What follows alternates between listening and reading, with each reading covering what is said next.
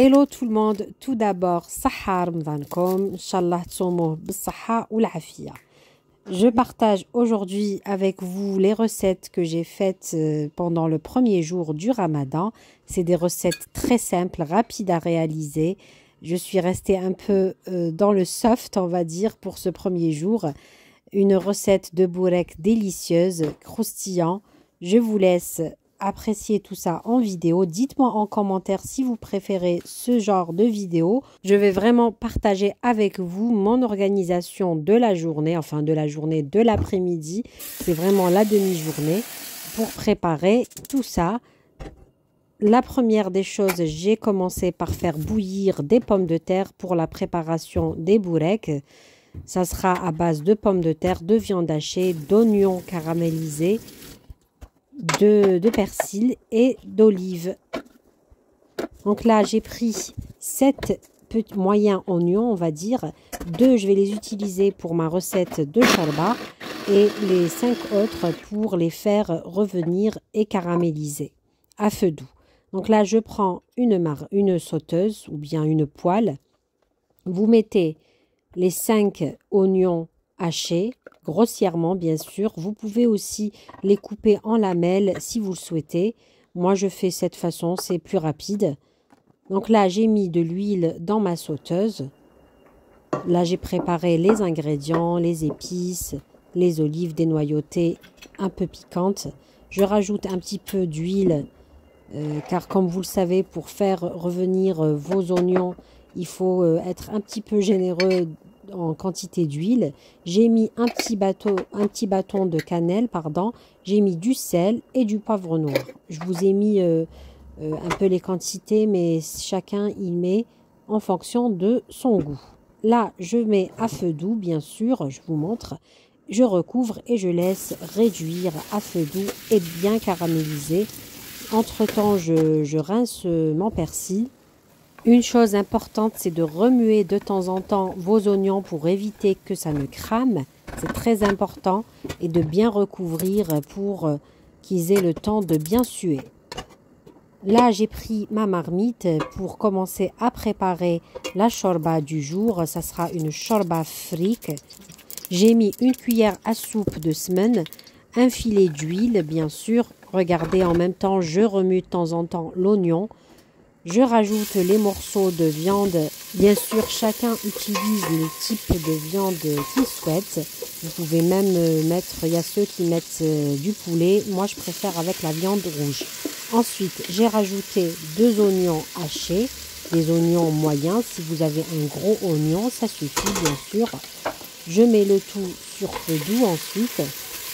Et je laisse bien suer et bien revenir l'oignon avec la viande. Je recouvre le temps que j'aille préparer. Ici, moi, ce que je fais, c'est que je vais rajouter une courgette, une moyenne à petite courgette hachée avec de la coriandre et quelques feuilles de menthe. Ça, c'est une petite astuce qu'on met, nous, dans notre shorba. Je l'ai apprise de cette façon depuis que j'étais toute jeune. Et je garde cette recette, je l'ai adaptée. Là, j'ai rajouté quelques morceaux de viande. Je trouvais qu'il n'y en avait pas assez.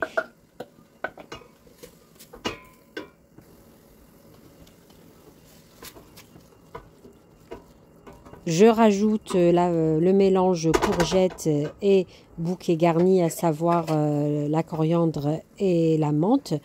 Je laisse tout revenir toujours sur feu doux. Ensuite, je viens rajouter mes épices. C'est très simple pour moi. Les épices, juste du sel, du poivre noir, de la coriandre en poudre. C'est facultatif. Si vous n'avez pas, ce n'est pas grave. Vous pouvez ne pas en mettre et rajouter à la fin votre coriandre fraîche. Sachez que pour le sel, j'ai mis 3 cuillères à café, mais bien sûr, je vais rajouter à la fin encore une cuillère à café. Dans la quantité, vous allez adapter vos mesures d'épices.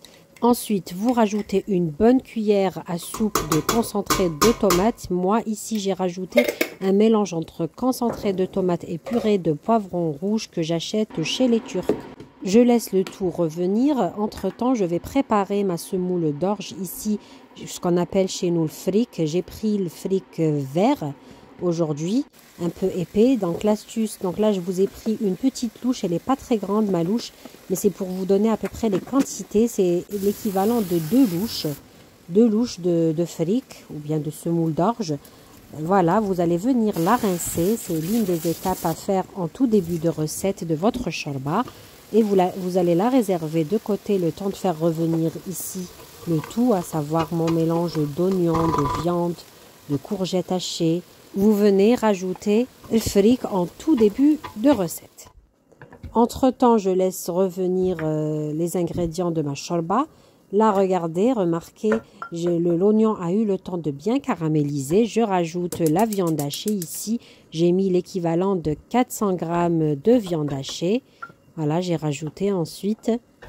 Je rajoute au fur et à mesure pour voir les quantités.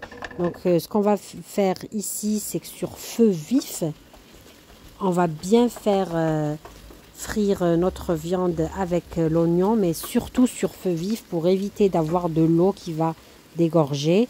Je rajoute ici une cuillère à café de sel. Il ne faut pas mettre beaucoup de sel vu que vous allez rajouter des olives, du fromage aussi. Donc il faut vraiment y aller doucement en sel. J'ai rajouté une cuillère à café de poivre noir. Je mélange bien le tout à feu vif. Il faudra bien découper votre viande hachée de cette façon-là avec la spatule en bois ou bien une fourchette. Moi j'utilise une spatule en bois pour éviter de rayer ma sauteuse ici. Donc regardez bien, toujours à feu vif, je donne une belle couleur à ma viande hachée. Il faut éviter de la cramer bien sûr. Là j'éteins le feu et je viens rajouter le persil haché à la fin de la cuisson, vraiment après avoir éteint le feu. Vous incorporez votre persil haché. Vous réservez bien sûr le tout de côté. Une petite précision pour la shorba, j'ai oublié de vous dire qu'il faudra remuer, c'est très important. De temps en temps à feu doux le fric, sinon il va coller au fond de votre marmite et cramer. Là regardez les pommes de terre qu'on a mis en tout début de recette à bouillir, elles sont bien cuites. Vous venez les écraser ici avec une fourchette pour obtenir un écrasé de pommes de terre. Donc n'oubliez pas, comme je vous ai dit pour la shorba, je reviens vers la shorba, c'est important. Si vous avez peur que ça colle au fond de votre marmite, ajoutez un fond d'eau, un verre d'eau pour être sûr que ça ne colle pas. Je reviens à ma farce de bourek. Ici, donc j'ai mis du persil haché, du sel, une cuillère à café de sel, une cuillère à café de poivre noir, une cuillère à café de curcuma. Toujours le sel, je ne mets pas beaucoup puisque je vais rajouter des olives qui sont salées, du fromage aussi qui est salé. Ici, j'ai rajouté une cuillère à café de flifla que j'achète chez les Turcs. Si vous n'avez pas, vous pouvez remplacer par du paprika, pas de souci. Vous mélangez le tout. Ensuite, vous venez rajouter la viande qu'on a préparée ensemble. Vous rajoutez au fur et à mesure pour avoir un équivalent moitié-moitié pommes de terre, moitié viande. Après, chacun adapte selon ce qu'il a et selon ses goûts. Moi, ce que je vais faire ici, c'est que je vais partager ma farce en deux. Je vais faire la première juste avec des olives. Je vais rajouter des olives. Ici, donc j'aurai une farce avec des olives en plus. Et la deuxième farce que je vais préparer avec vous ici, elle sera généreuse en fromage, en portions.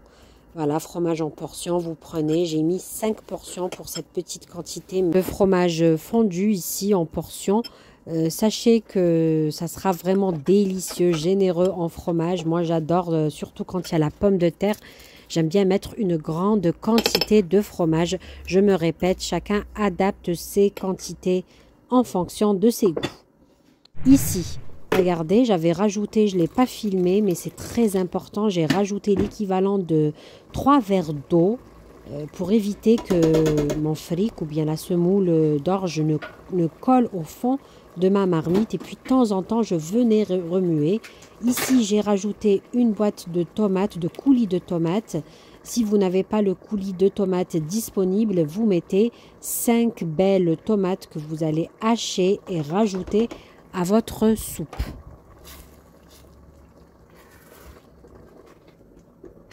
Pour moi, les tomates fraîches ou bien le coulis de tomates est indispensable pour la shorba, pour avoir une bonne shorba.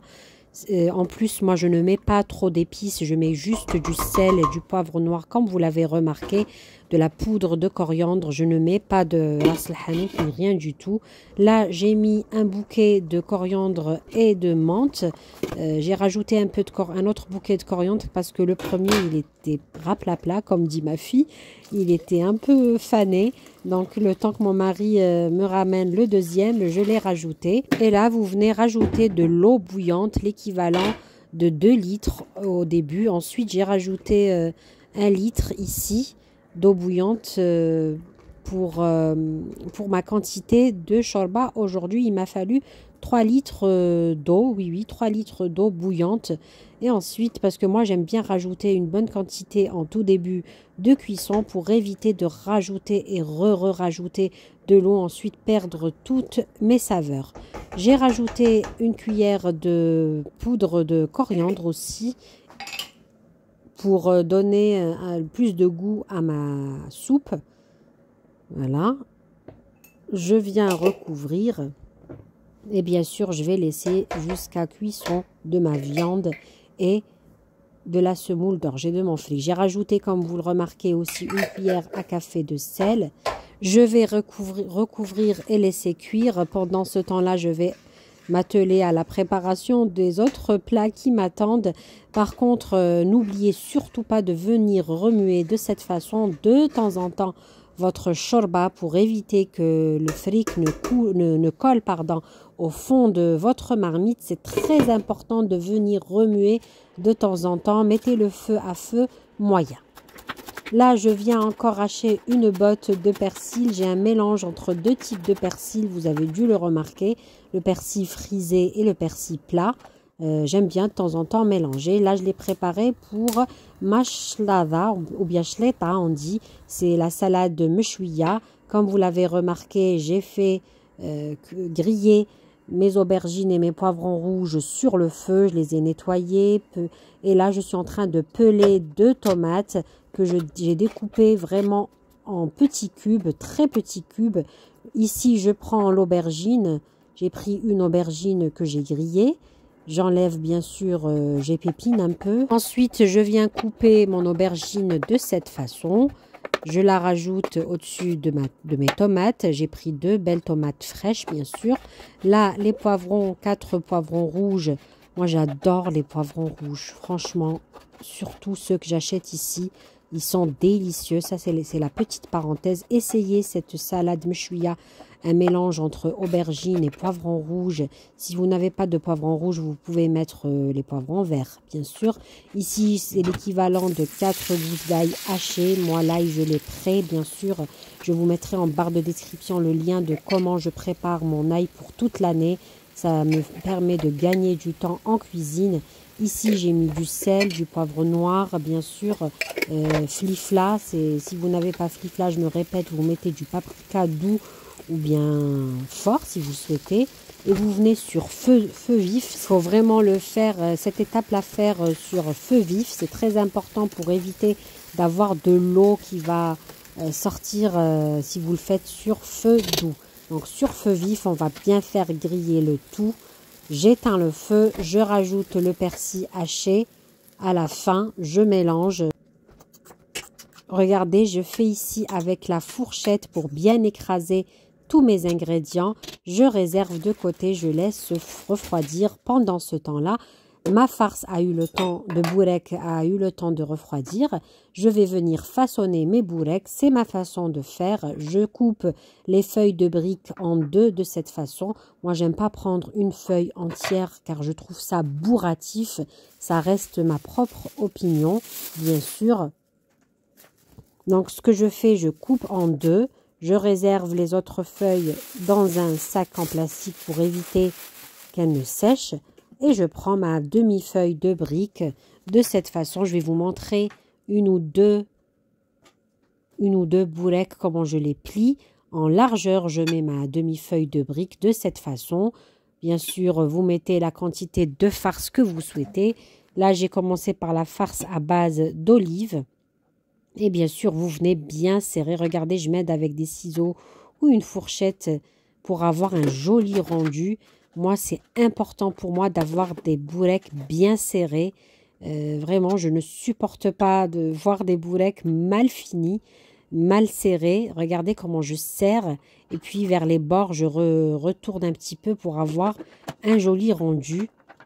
Voilà, on a toujours été exigeante sur la façon de fermer notre bourek. Voilà. Même quand je vais le frire, vous allez le voir, il y a une petite astuce pour éviter que vos boureks ne s'ouvrent pendant la friture. Et puis ça permet de cette façon-là d'avoir des beaux boureks grands, mais en même temps pas bourratifs. C'est pas du tout bourratif puisque j'ai coupé la feuille de brique en deux. Je vais continuer ainsi de suite jusqu'à finir toutes mes farces. C'est la partie travaux pratiques, j'ai envie de dire. Ensuite, je vais vous montrer aussi pour la deuxième farce, qu'est-ce que ça donne avec les fromages qu'on a rajouté. Regardez ici, vous avez remarqué que le fromage, je ne l'ai pas écrasé, mais juste coupé en gros morceaux. Ça m'évite à chaque fois, c'est une petite astuce pour éviter à chaque fois de couper une tranche de fromage, de la rajouter. Je trouve cela pratique, ça me fait gagner un peu de temps aussi en cuisine. Regardez comment je ferme bien mes boureks. Là, j'ai réservé les boureks dans une boîte en plastique. La deuxième farce dans un sac en plastique. Je vais les laisser de côté pour les frire avant le ftour. Là, on va entamer une autre recette pour le plat juste après le shorba. Ce que je fais en général chaque premier jour du mois de Ramadan, c'est sacré. Ce plat de kebdam sharmla à l'oignon, au vinaigre blanc et au persil, un véritable délice. Je vous conseille de la tester, c'est très très bon. J'ai mis les morceaux de kebdam coupés de cette façon. J'ai mis des rondelles de 4 gousses d'ail. J'ai mis du sel, du poivre sur feu vif. Je viens colorer les morceaux de kebda, leur donner une belle coloration pendant vraiment 2 à 3 minutes. Ensuite, je réduis le feu à feu doux. Je recouvre et je laisse cuire 5 minutes, pas plus. Le plat est déjà prêt. Regardez, là j'éteins le feu. J'ajoute du vinaigre blanc, aussi du persil et mon plat est prêt. Là, je vous partage quelques moments où j'étais en train de frire mes feuilles, mes boureks. Ici, la shorba, elle est prête. Je rajoute une bonne poignée de coriandre pour bien aromatiser ma shorba. C'est très important. Dès que j'éteins le feu, je rajoute cette poignée de coriandre. Et regardez, je vous partage les quantités ici pour vous montrer à peu près tout ce qu'on a préparé pendant cette vidéo. Ici, la shorba fric. Ici, kebdam sharmla avec du persil en décoration et le fond de sauce, un véritable délice. Ici, vous avez la salade meshouia d'aubergine de poivron rouge. Le qalbelouz, j'ai déjà partagé avec vous la recette. Je vous laisse le lien en barre de description. Bien sûr, qui dit Ramadan, dit Selecto Hamoud Boualem. Des dates aussi qui me viennent d'Algérie. Shbah al-Safra, la recette, elle est en barre de description aussi, le lien, je vous le laisse. Et bien sûr, les fameux boureks de pommes de terre, un véritable délice, surtout quand vous mettez beaucoup de fromage. Le mélange oignon caramélisé, fromage, pommes de terre, viande, c'est une bombe, une tuerie. Ça croustille bien. Shahidkoum fil jannah, sahaf torkoum. À très bientôt.